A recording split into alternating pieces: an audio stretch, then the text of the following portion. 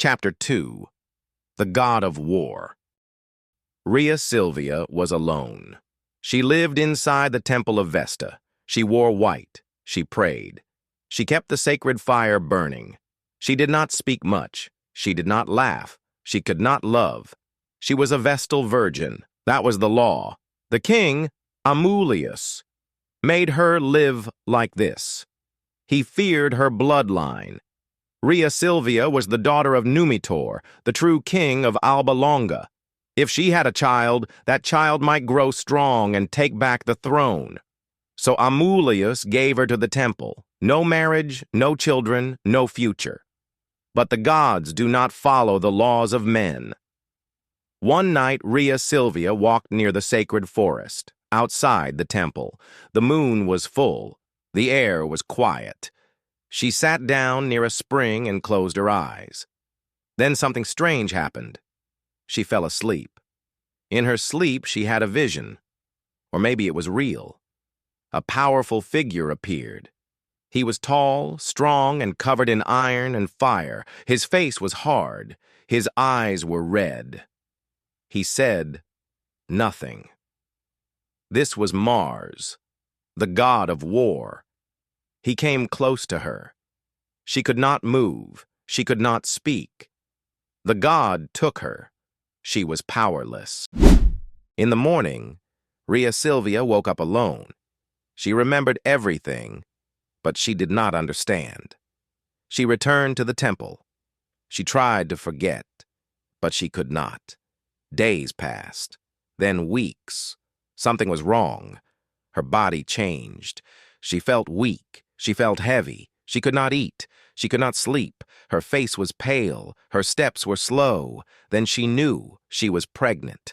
Her hands shook. Her heart raced.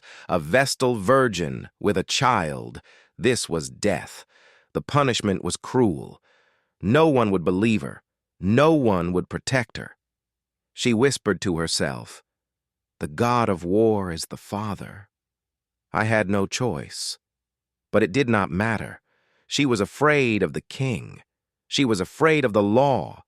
But above all, she was afraid of what would come next. The secret could not be hidden for long, and when it came to light, the bloodline of kings would be in danger again. Rhea Silvia tried to hide her condition. She wore loose clothes.